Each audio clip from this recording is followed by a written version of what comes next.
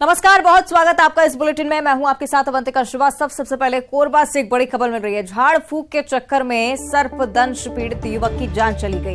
अस्पताल के बदले ओझा गुड़ी से इलाज करवाया जा रहा था। अस्पताल में देर से युवक को लेकर पहुंचे और इस वजह से युवक की मौत हो गई है। सिविल लाइन थाना के गोढ़ी गांव की एक घटना आपको हम बता रहे हैं। कोरबा से ये बड़ी जानकारी। सर्पदंश से एक व्यक्ति पीड़ित था, उसे अस्पताल ले जाने की बजाय झाड़ फूक करवाने के लिए लेकर पहुंचे और अस्पताल ले जाने में देरी हुई। इसी वजह से इस व्यक्ति को सही समय पर इलाज नहीं मिल पाया, इसकी जान जा चुकी है। ओझागिरी से इलाज कराने में ज्यादा विश्वास रखते थे परिजन। अस्पताल में देर से लेकर पहुंचे, युवक की उस दौरान मौत हो गई। सिविल लाइन थाना के गोढ़ी गांव की घटना है। कई दफा हमने देखा है जब अंधविश्वास के चलते लोगों की जिंदगियां बर्बाद हो जाती हैं। कई ऐसे लोग जिनकी मौत हो जाती है झाड़ फूक और टूना टोटका के चलते, लेकिन इसके बावजूद लोग सबक लेने को तैयार नहीं। जमीनी स्तर पर अभी भी हालात जस के तस। इतने जन जागरूकता अभियान चलाने के बावजूद लोग नहीं समझ पा रहे हैं। झाड़ फूक के चक्कर में सर्पदंश पीड़ित युवक की मौत हो गई। झाड़ फूक करवाने पर ज्यादा विश्वास रखते थे परिजन। अस्पताल इसलिए नहीं लेकर पहुंचे और जैसे ही देखा कि तबीयत बहुत ज्यादा बिगड़ रही है, फौरन अस्पताल लेकर गए, लेकिन काफी देर हो चुकी थी और इस युवक की मौत हो गई। सिविल लाइन थाना के गोढ़ी गांव की ये पूरी घटना है। अस्पताल जैसे इस युवक को लेकर पहुंचे, डॉक्टर्स ने मृत घोषित कर दिया। झाड़ फूक के चक्कर में एक और व्यक्ति की मौत का ये मामला कोरबा से सामने आया है। सहयोगी अब्दुल हमारे साथ ज्यादा जानकारी के लिए जुड़ रहे हैं। अब्दुल, क्या कुछ जानकारी इस पूरी घटना पर? जी, आपको बता दूं कि ये गोढ़ी गांव की घटना है, जहां पर से एक जो ग्रामीण है उसकी मौत हो गई झाड़ फूक के चक्कर में, क्योंकि करैत सांप ने उसे काटा था। और उसके बाद परिजन जो है अस्पताल ले जाने की बजाय वैद्य से उसका झाड़ फूक कराते रहे और काफी देर बाद जिला अस्पताल पहुंचे तो उसकी मौत हो गई। उसके बाद जो परिजन है वो उसकी जानकारी पुलिस को भी दी है और इस मामले में पुलिस जो है वो उनका बयान दर्ज कर आगे की कार्रवाई कर रही है। अब्दुल, अक्सर इस तरह के मामले ग्रामीण अंचलों से निकलकर सामने आते हैं जिसमें झाड़ फूक पर परिजनों का ज्यादा विश्वास रहता है। कई सारे जन जागरूकता अभियान भी इसके लिए चलाए जाते हैं, लेकिन अभी तक इसका कोई खास असर होता नजर नहीं आता है। अब्दुल जी, निश्चित तौर पर स्वास्थ्य विभाग द्वारा और जो स्वयंसेवी संस्था द्वारा समय समय पर जागरूकता अभियान जरूर चलाया जाता है कि अगर इस तरह की घटना हो सर्पदंश की तो उसे झाड़ फूक के चक्कर में ना रहे, अस्पताल सीधे लेकर पहुंचे समय पर, ताकि लोगों की जान बचाई जा सके। बावजूद इसके कि उसके बावजूद भी अभी भी ग्रामीण क्षेत्रों में इस तरीके की घटनाएं सामने आ रही है और ये भी एक ताजा मामला सामने आया है। ठीक है, शुक्रिया आपका अब्दुल इस पूरी चर्चा के लिए। इधर प्रदेश में महिला उत्पीड़न को लेकर बीजेपी ने प्रदेश सरकार पर निशाना साधा है। बीजेपी ने आरोप लगाते हुए कहा है कि प्रदेश में महिला उत्पीड़न के सारे रिकॉर्ड टूट गए हैं, थाने में रिपोर्ट तक नहीं दर्ज की जाती है। बीजेपी के आरोप पर कांग्रेस ने भी पलटवार किया। कहा कि बीजेपी के शासनकाल से महिलाओं की स्थिति अब तो बेहतर है।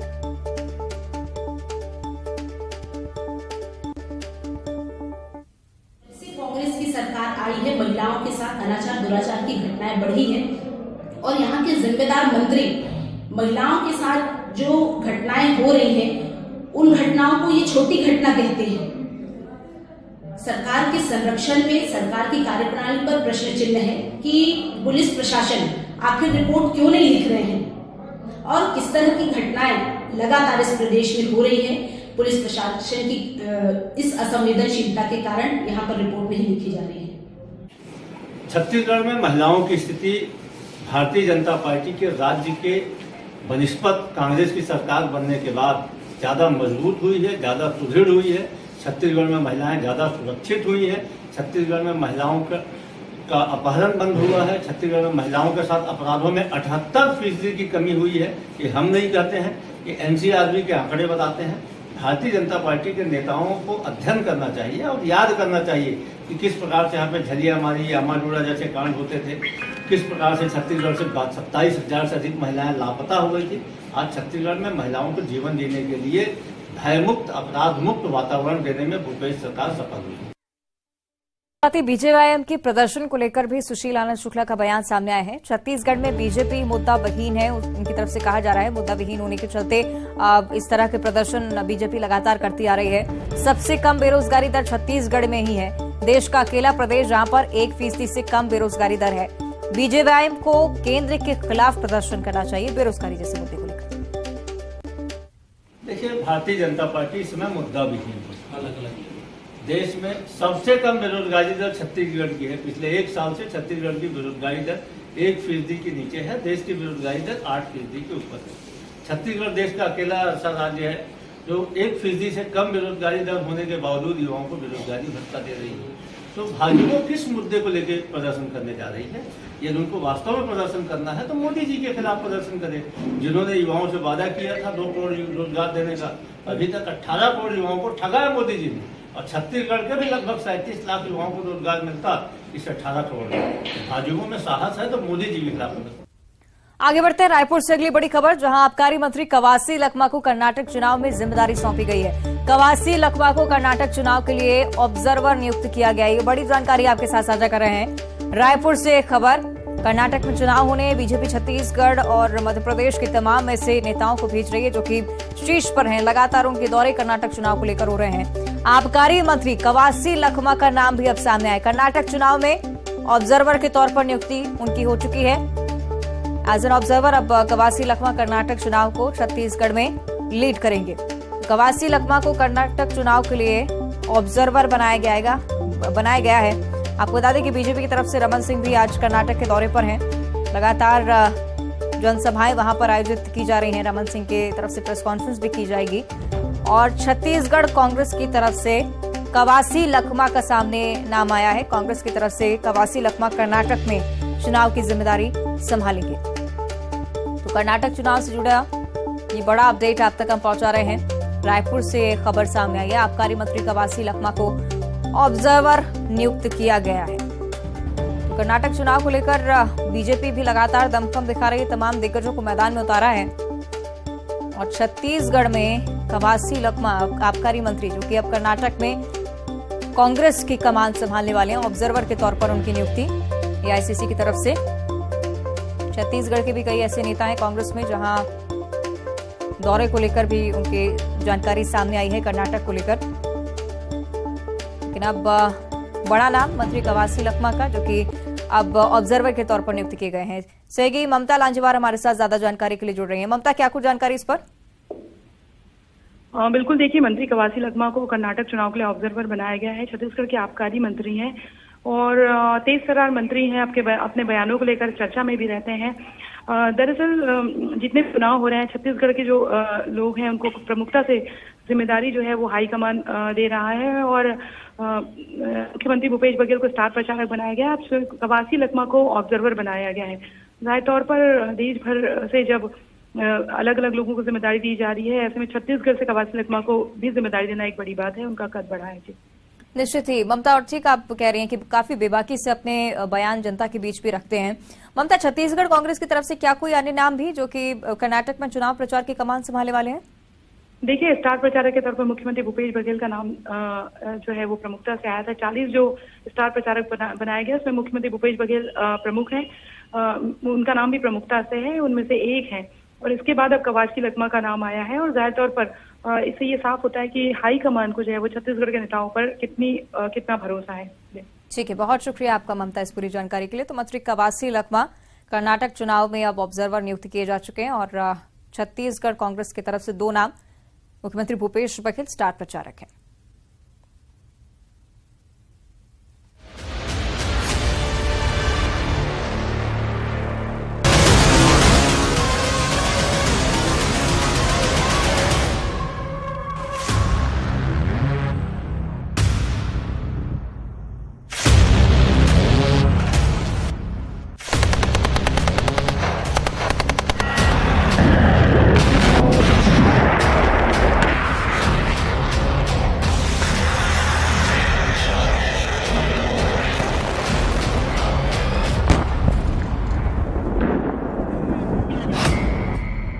बखमुत पर किसका कब्जा?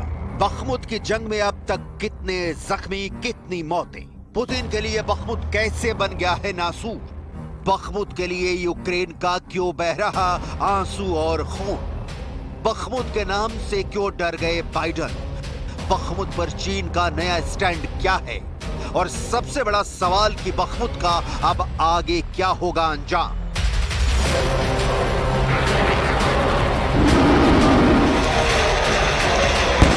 इन सारे सवालों का जवाब पूरी रिसर्च के साथ डिटेल में आपको आगे दिखाएंगे। पहले डायरेक्ट टू बखमुत।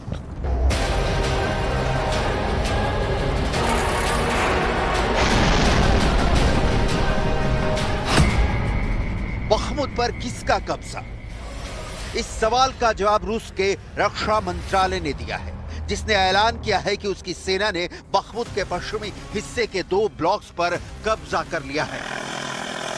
रूस की हवाई सेना अब बखमुत के उत्तर और दक्षिण दोनों दिशाओं में एक्टिवेट कर दी गई है।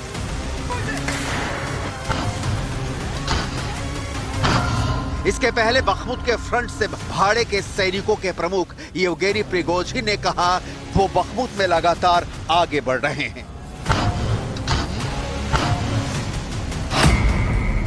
बखमुत के 80% हिस्से पर रूस का कब्जा हो चुका है, जबकि यूक्रेन का दावा है कि उसकी सेना जबरदस्त लोहा ले रही है और अपने क्षेत्र से इंच मात्र भी नहीं खिसक रही।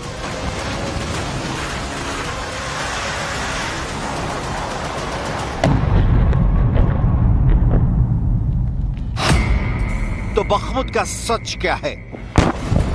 दिन का उजाला घूप अंधेरे में बदल गया है। हर घंटे नहीं, मिनट दर मिनट रूस की मिसाइलें बखमुत के चीथड़े उड़ा रही हैं। स्क्रीन पर आपके सामने है एक रात में श्मशान बनने की रुला देने वाली कहानी।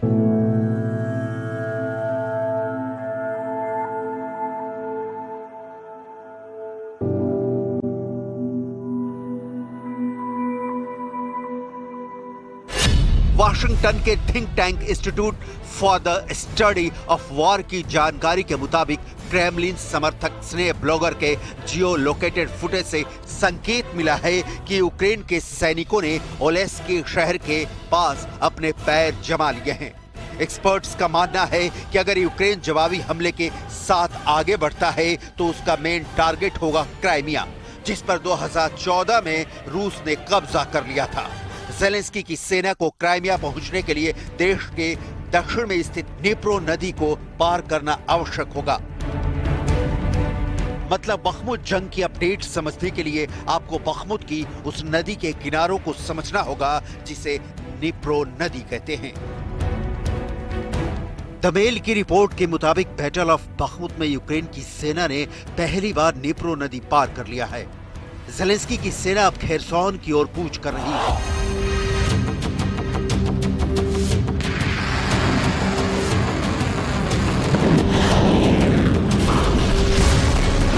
खेरसॉन में इस वक्त गदर छिड़ा है। ज़ेलेंस्की की सेना पर रूस कहर बनकर टूट रहा है और अब ज़ेलेंस्की की नई सेना के पहुंचने से युद्ध और भयंकर शक अख्तियार करेगा।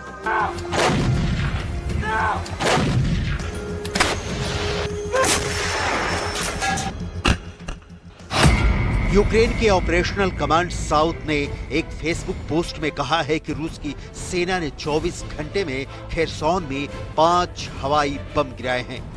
पोस्ट के मुताबिक बम ड्रोन और विमानों से दागे गए और कई रिहायशी इमारतों को नुकसान पहुंचा, लेकिन कोई हताहत नहीं हुआ।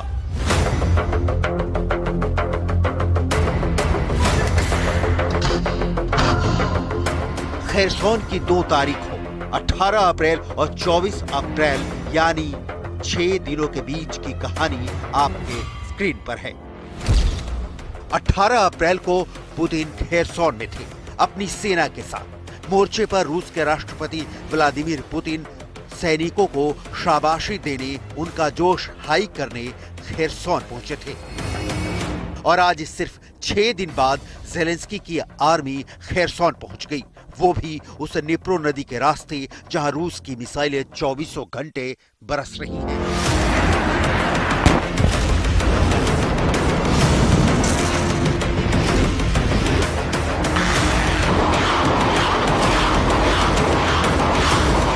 यही यूक्रेन की सेना की ताकत है और नेटो की रणनीति का हिस्सा।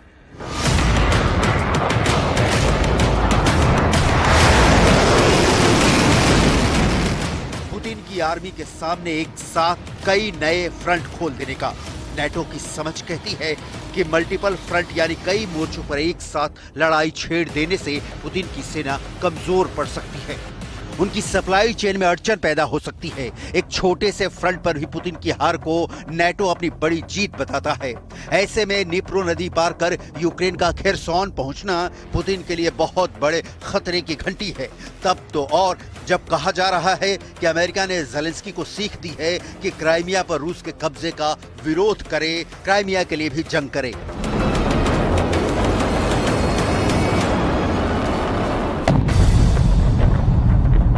खेरसॉन उन इलाकों में से है जिस पर पुतिन ने युद्ध के शुरुआती दौर में कब्जे का ऐलान किया था। लेकिन फैक्ट यह है कि खेरसॉन में यूक्रेन और रूस के बीच की बंदूकों की गर्जना कभी कम नहीं पड़ी। पिछले साल खेरसॉन में पुतिन की करारी हार हुई थी। खेरसॉन की जंग में पुतिन की सेना को भागना पड़ा। आगे बढ़ते हैं। पवन पुत्र हनुमान जी कलयुग में सबसे ज्यादा जागृत और साक्षात देव हैं। उनकी पूजा अर्चना और नाम मात्र लेने से ही कष्टों का निवारण हो जाता है। हम आपको सरगुजा जिले के एक ऐसे चमत्कारी हनुमान मंदिर के बारे में बताने जा रहे हैं जो स्वयं प्रकट हुए हैं और सालों साल बढ़ रहे हैं, जिनके दर्शन मात्र से ही सभी बिगड़े काम बन जाते हैं।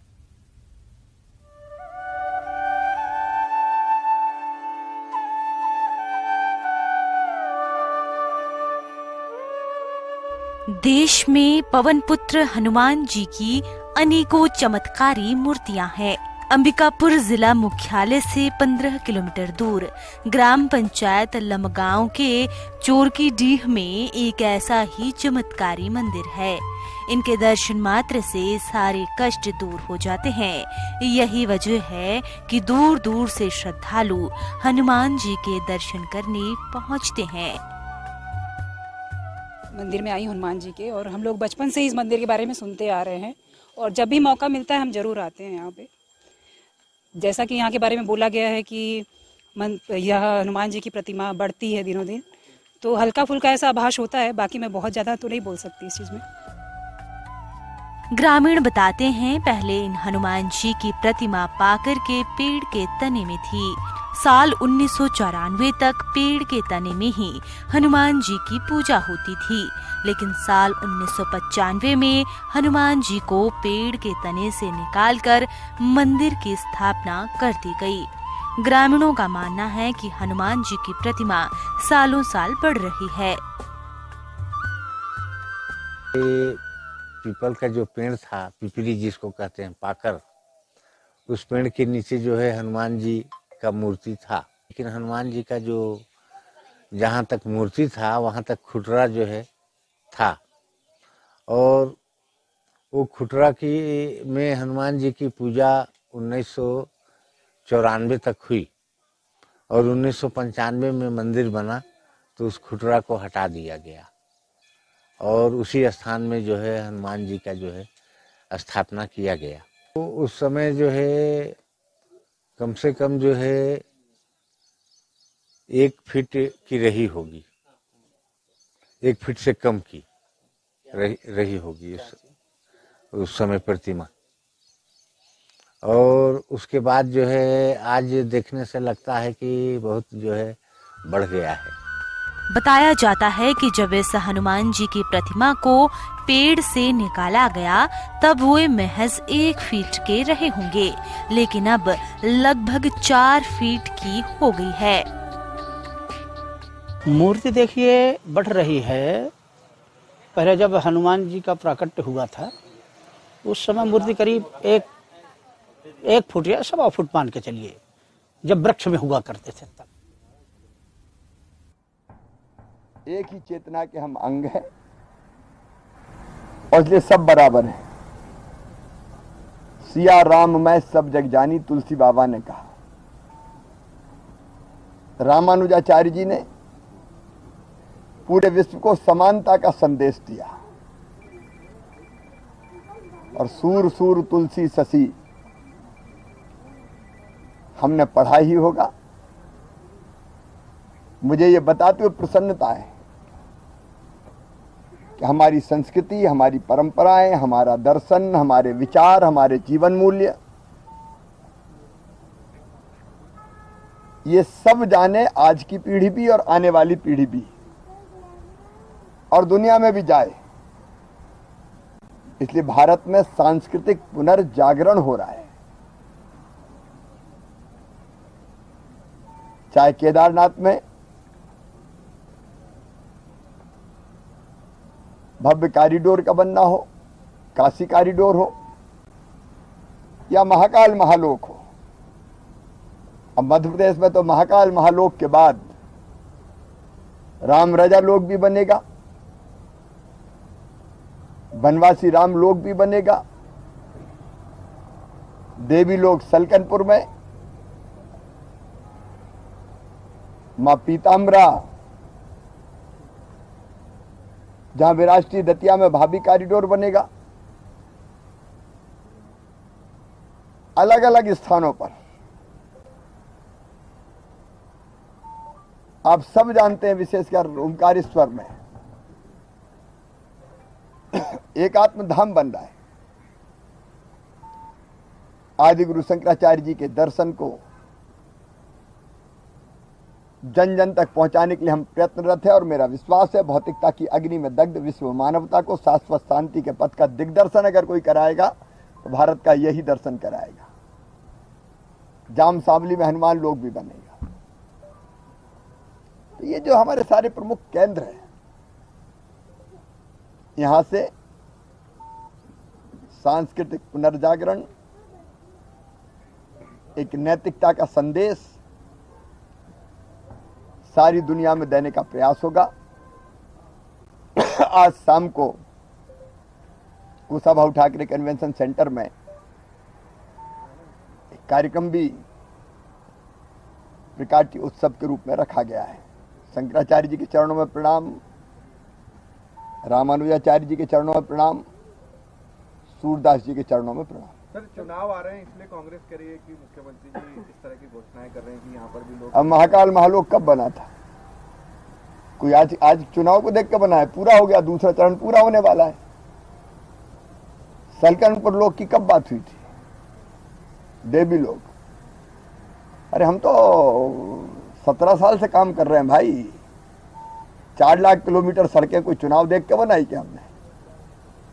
कांग्रेसियों से पूछना चाहता हूं, कांग्रेस, राजा, नवाब, अंग्रेज सबने 7.5 लाख हेक्टेयर में सिंचाई करी। 50 साल में कांग्रेस ने राज करके कितनी सिंचाई करी?